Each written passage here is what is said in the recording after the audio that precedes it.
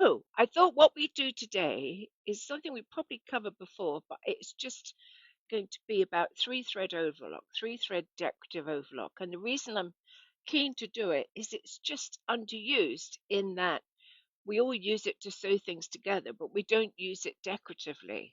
And it gives such a great finish. So let me find my notes before I go completely off on a tangent. So let me start off with the slideshow because that keeps me on track. Otherwise, you never know where we'll end up. So here we have it. You can see it there. It is the little blocks of color on the edge of the flap. And then on the right, it is the pink thread. And if you look at that pink thread, do you see how there's a beading thread right on the edge? I say beading thread. It's just regular thread, but it looks like a little beading stitch. It's really pretty.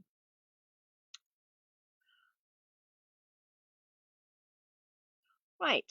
So one of the great things about the serger is that you can finish the edge of fabric and make it look really great. You know, you don't have to put hem on it. You don't have to put a binding on it. You can just finish it with a decorative thread and a serger stitch. So on this little box bag, you can see I've used flat lock to sew up the strips in the front, and then I've used three thread overlock on the flap.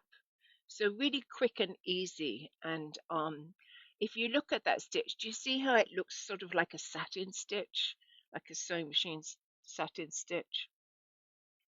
And I like that about it. And whoops, I've gone crazy. Right, let's go one at a time. So this is a placemat I did a long time ago, and it's the fish. And actually, there's a lot of three thread overlock in that whole project on the edges of the fins and the body. The waves on the body are done with three thread overlock, and the finish on the tail. But I'm really looking at the outside edge, and you see how it has those wonderful blocks of color. And I just love that because sometimes when you get a variegated thread, it can be long patches of one color and then long patches of another. But these are really short blocks of color, and the reason is that it's an embroidery thread. It is that one is actually wonderful razzle in a variegated form, and it comes in those short blocks of color because it's used by people that do hand stitching and things. So and it's the same with all their variegated threads. They're all that short block, and I think that's why I like it so. So another time when I've used it is using my braided handles. You can see there on the left, it's on the Ahoy bag, and actually, I think on the right that is it could be three thread overlock, but it could also be a rolled edge. But I use it on the handles just to give a decorative finish and to finish the raw edges. So I use 8 weight or I use 12 weight. Now don't forget 12 weight is thinner than 8 weight. Both work really good at this. And I do like the variegated threads, but that doesn't mean I don't use plain ones too if the fabric requires it. But that is my thread choices. So what I'm going to do is I'm going to thread up because we're using decorative thread, and that sometimes gives people a problem, particularly with the automatic threading, because it doesn't always go through the tube. So let me just see if I can get my camera in position, and I will move it over. I actually can't see what I've got, so there we go. I've moved over.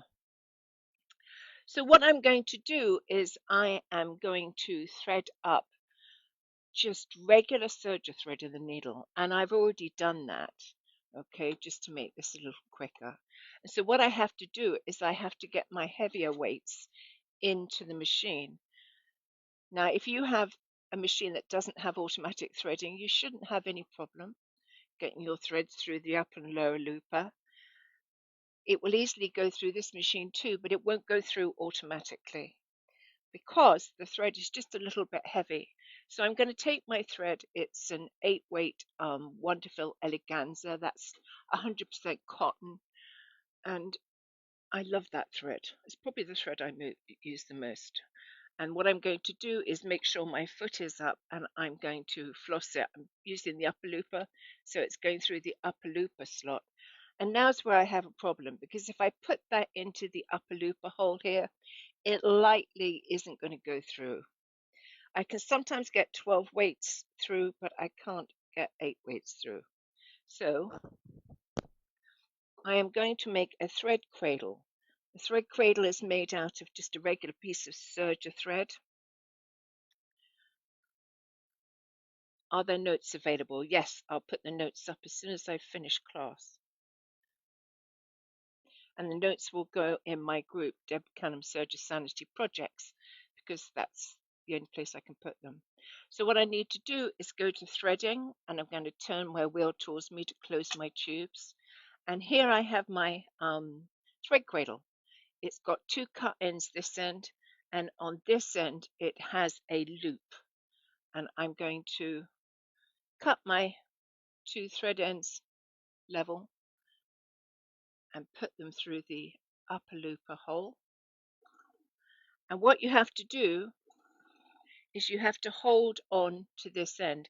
And this piece of thread is at least 40 inches, if not more. I often see people do this and they don't make their thread long enough. So it has quite a way to go. So make sure it's long enough. And here is my loop.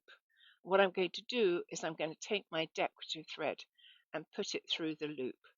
And then I'm just going to pull. If I move you out slightly, you'll see it come out over here. It's like a cat, a rabbit in a hat. Dun dun dun, there it is. So that's my upper looper. And I'm going to use another decorative thread. I'm using the same weight. I kind of recommend that, but that doesn't mean you can't use 2 different weights. And I'm going to put it on the lower looper spool, go up through the lower looper section, and then into my lower looper slot. And then I'm going to do exactly the same thing. I'm going to take my thread carrier, put my cut ends down,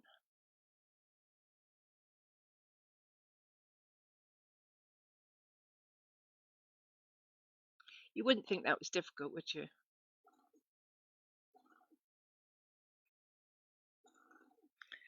Right, so if you watch, it's going to come out the lower looper. There it is.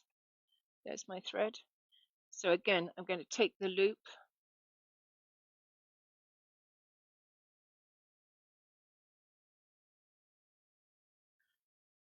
put my decorative thread in it, and pull it through. There it is. I'm going to cut this off to 4 inches. And I'm just going to leave it dangling.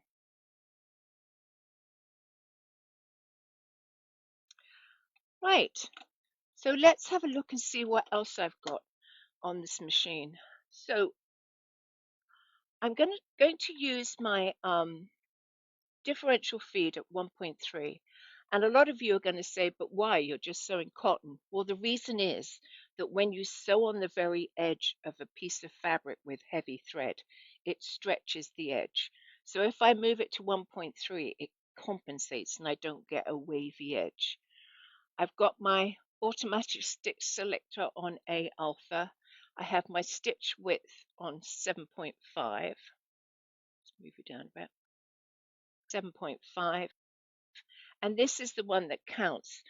I want a satin stitch, not the sort of stitch that I'm going to sew up a seam with. So I need to move my stitch length down. And it's always going to need testing. I'm using quite a thick thread. So I'm going to take it down to 2.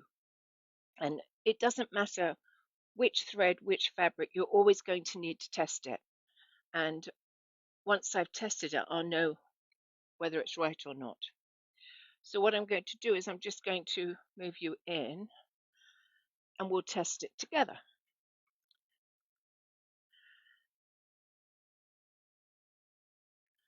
So you can cut as you go if you're using something thin. If I'm using something thick like a table mat or something like that, I'm not going to cut. I'm going to put my raw edge kissing the front of my knife.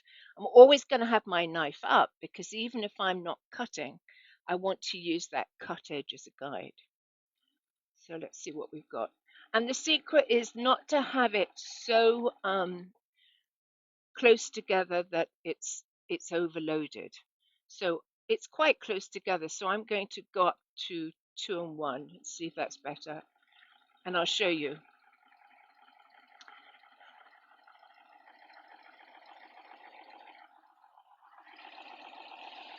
So you're testing it to see how it looks and whether you like it and whether the I put it there.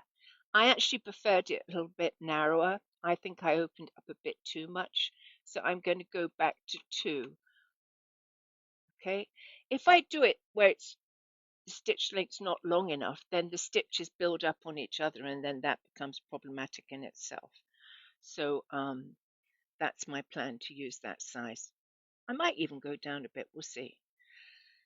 So do I have any questions on that?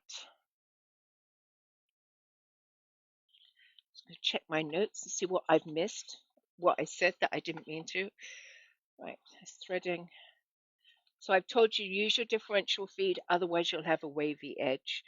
And this can be done with the 3-thread narrow too. And you know, sometimes if I'm having a problem at all, going down to a narrow often solves the problem. Not that I have a huge number of problems, but I do have problems. So let's just talk about problems. And I just want to grab something that's not in front of me, just so I can show you how to fix something. So let's go to the slideshow, and then I'm going to show you the problem I had the other day. Because you know I have problems. Right. So if you look closely at this picture, you will see that um, my it, what you're seeing is my lower looper thread, and you will see that it's actually meeting my needle threads meeting my lower looper thread. In other words, you can see a little bit of a grey stitch from my needle thread. My lower looper thread isn't coming all the way to the needle thread. Okay, so that's going to tell me that I have a problem with the tension on my lower looper. And that does occasionally happen. And I'm going to pop you around here and show you how I fix that. So if that happens in class or to me, I'm going to rethread, and that could in itself solve it. But if I don't have anything to rethread with, then I will take something like a credit card. Okay, I haven't got one because I didn't bring my bag in here, but I've got a piece of stiff interfacing here.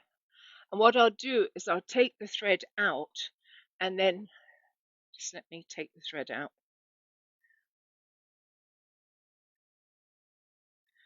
I would take the thread out and I would take the credit card and I would just wipe through that tension disc on that end, on the lower looper or upper looper if it's the upper looper, and then put my thread back in.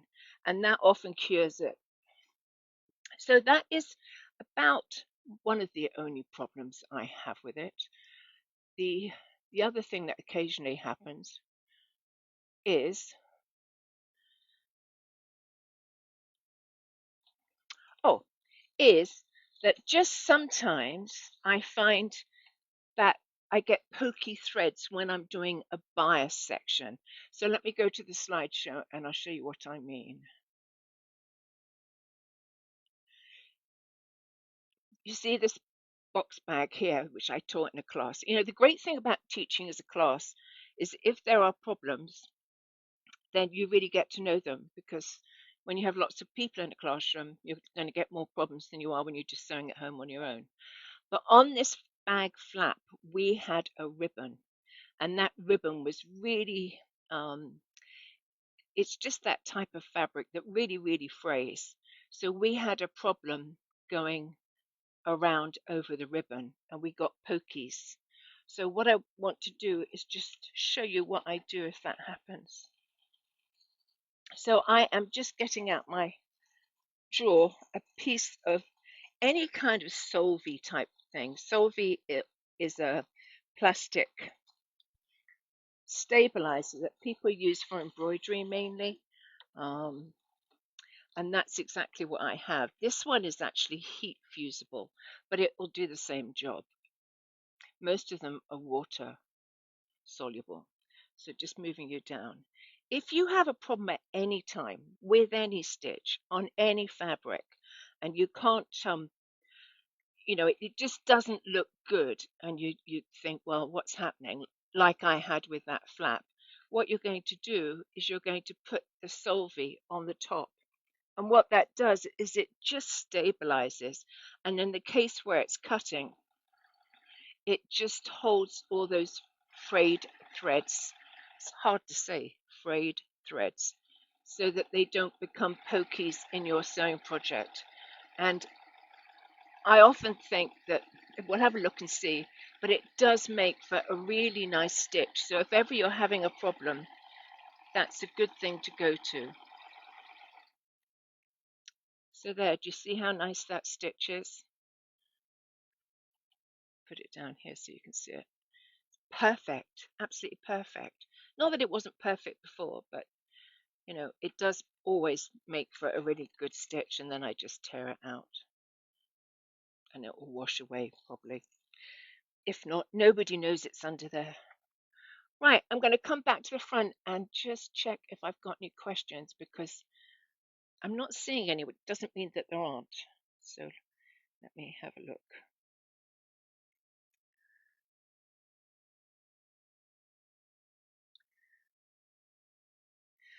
Okay, are these notes available? Yes. Terry says, where can I get the magnets attached to your machine? Hang on, I think I have the box here. It is from, you asked me something I can actually put my hand on and answer. It's from So Cute Embroidery by Miriam. And if you go to socutebymiriam.com, I bet you can order one. So Cute by Miriam. And it's a magnet. You can put your scissors in there or your tweezers in there and your needles and things. So I do buttonholes this way. Yeah, yeah. I mean, ideal for sewing too, sewing machine stuff too. It just provides some stabilizing to the fabric. So yes, so I don't see any questions on that, and I will go back through because sometimes I miss them just because they just don't seem to be. Carolyn, I didn't know you were late. So yeah, all well and good. Right, so what I want to show you next is that you can actually sew over elastic. So let me go back to the slideshow because I got a picture in there. So stitching over elastic. This is not a bad way to finish the edge of elastic because you're going to hide the elastic and it makes a good pocket top. So the one with the red stitch, well, they're both the same pocket, but that is a pocket I made on the Creative tote. And we just sewed over the elastic, and then we cut the pocket down to the size we needed, and I gathered the bottom to match the top. And you can see it set into the side panel of the bag there. So I make it bigger and then cut it down. So I'm going to move you to the machine, and I'm going to try and do this without changing my threads. If it, whoops, wrong. I've got so many cameras on now since that week when I lost my camera and didn't have another one. Right, so here we go. What I'm going to do is I am going to take my elastic foot and I'm going to take some elastic.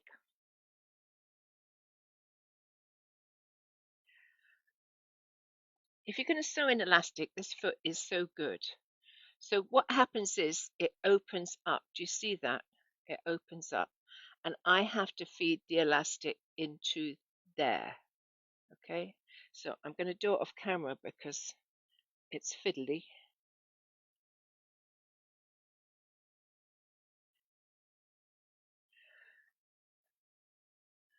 So there is my elastic. You can see it at the front. It's gone in the front there. And what it's going to do is just come along to the back. And you can see it's in this section. And what I have to do is I have to move this sliding bit over, which I hadn't anticipated. So I hope I can find a screwdriver or something. Oh, I know where I've got one. I have one in my Deb Canham Serger Sanity emergency kit. Oh, well, I guess I don't. I should have one in there. Right, see if I can do it with this. So I'm just going to try and undo my screw so I can move it over.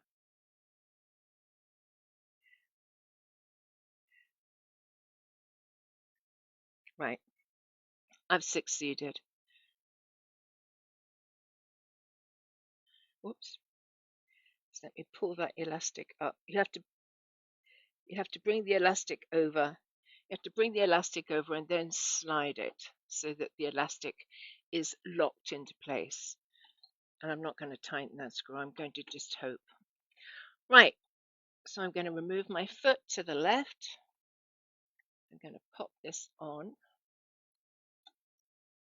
Going to make sure there's elastic coming out the back for the same reason that I always do, and that is just because it's going to level my foot. Now, I don't know how tight this white bar is, this white knob. The tighter it is, the more stretch I'm going to go on the elastic. So it's one of those things where you're going to need to just experiment. I'm sure that we'll find out. So I'm actually going to cut, and the reason for that is that it's much easier to see the fabric. Move you back so you can see a bit more. And I'm not going to pull on the elastic, but I certainly could, but the foot should do that for me. And what this is going to do, if I've got it positioned right, is,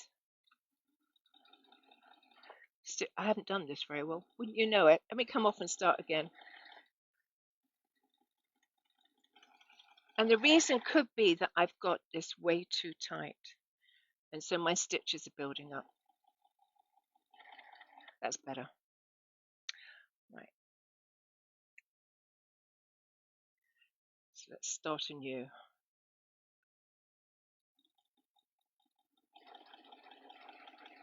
So I think the other thing to remember with this is it doesn't go very fast because you've got a really narrow stitch length. So it's going to move slowly, and I think people kind of panic and pull. But when you're using a very short stitch length,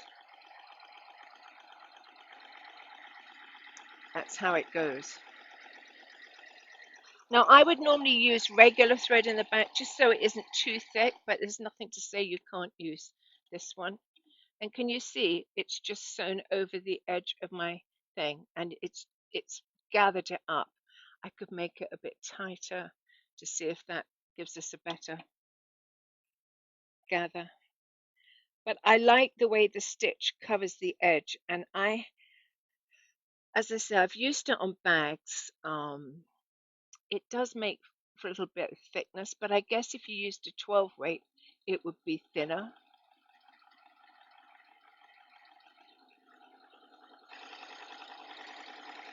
And I'm not pulling on the elastic, although I could if I wanted to.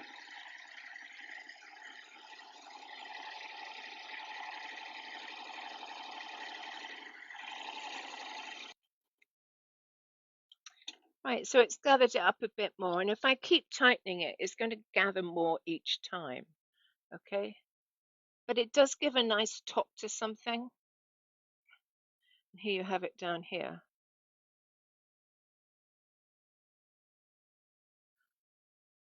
And you can get really quite big gathers if you tighten it up. So yeah. So remember, you're going to lock your elastic in there. And obviously, if your elastic's wider than your stitch, you're going to see a little bit of elastic. So the narrower your elastic is, the more it will cover. If you look at this one, you can just see the bottom edge slightly, but only slightly. That wouldn't be enough to put me off. But if you didn't want any elastic to show, then you'd have to use a narrow elastic because it would need to be narrower than your stitch. And on this side, you get the green. So I think that's pretty cool. And I think there's so many times when using a three-thread overlock to finish an edge. I mean, for so many different projects, placemats, napkins. Oh, in our serger club this next week, we're doing this little box with some decorations, and see how I've used it to finish the edge there. It's really nice, isn't it? Really pretty, really nice finish. So anywhere that you might use bindings, things like that, it's a great solution. So I'm just going to check comments again. Do you set the differential feed on the elastic serging? I actually didn't change it. It wouldn't probably make any difference to anything. The only thing I will say when you're sewing elastic is make sure you have the right type of elastic. There's a knit woven elastic, which is very, it's a knit, it's knitted, it's soft, it's all soft. Whereas you can get that really corrugated, I call it corrugated, that really ridged elastic.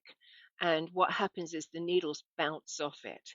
So if I was going to sew something like that and I didn't have any other elastic, I would at least use a stretch needle or something like that because I'm on the serger side. I can use any needle in the serger side, but I would definitely do that. Otherwise, the stitches sometimes become messed up.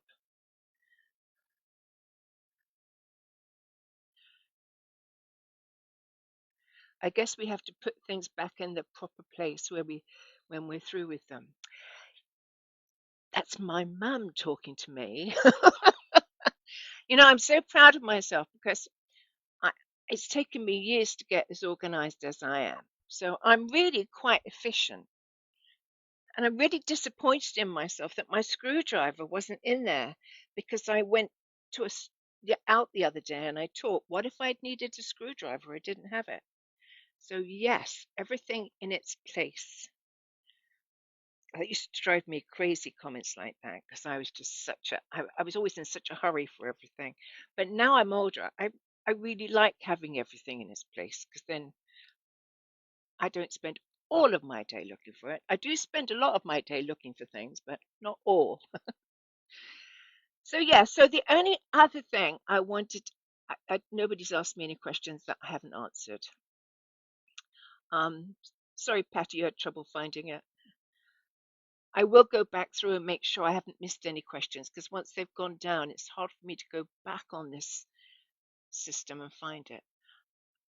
Yes, so a few months back, somebody contacted me and said to me, would I do a presentation?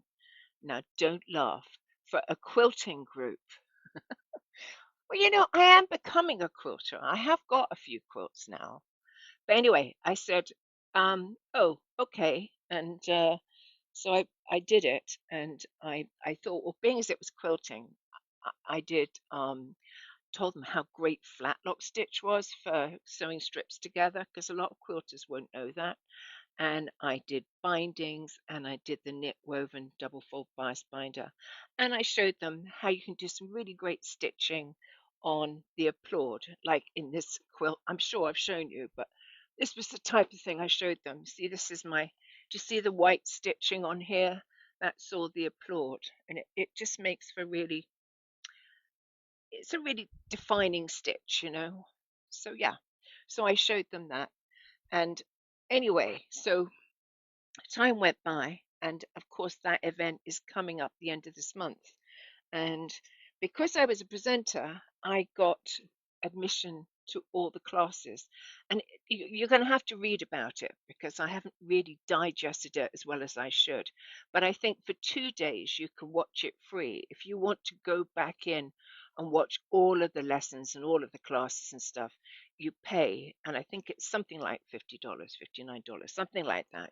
Don't quote me, but something like that. Anyway, so because I'm a presenter, I got access to it, and I just wanted to let you know what it's about. So it's got like 5 sections, and I've only gone through 2. but it's cool. It's super cool. It's all different things. Oh gosh, how to make applique patterns for fonts out of Canva. Um, there's a really cool one on stained glass windows. Um, really great one on paper piecing with a thing you can do. Some great um, landscape quilt stuff, and she did another one. Just was really good, both of those. And I'm sure I put an improv one that was good. There's just a lot of different things, and it made me think to myself, well, there's so many things I haven't tried yet. Some things I'd really like to. So I'm glad when you get something that's variety because you tend to stick with your same old things. And then you see something and you think, well, actually, that could be a lot of fun. I like the stained glass windows. I wasn't something I'd have ever looked up before. So yeah, so it was really good. And there was something else. Oh yes, how to turn a photo into a sketch if you want to do something like an art quilt. I thought that was super cool because I have an art quilt on the go over there with the Raven in, and it would have been a lot easier if I'd used that system to the what I did use. So just lots of great information, tips. Anyway, I will put a link up to that as soon as I come off this video, which is in a few minutes, and I will also put the file notes up in the group. So do I have?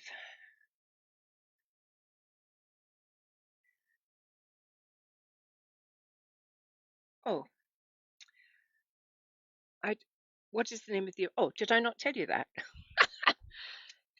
Quilters Paradise Summit, and I'm going to put the link up to it as soon as I finished. You signed up, yeah. I pieced a throw quilt on my Imagine, so that was good. That was good. So yeah, yeah. The landscape one was cool. She's a very good teacher. That teacher. I've got several of her books. I think her name is Patricia Cullen. But there's lots of good teachers, and you know what makes surprises me is well, they all look so professional, and they're all very calm and patient. And I like that in teachers. I don't want to feel exhausted. So. Okay, well, I will be back in 2 weeks, if not before, and I hope you all have a good week or two. We are doing the online Serger Club at the end of this month, and that will be October, won't it? Yes, end of October. So I will see you all in 2 weeks. Have a great week. Thanks for coming in to see me. Bye.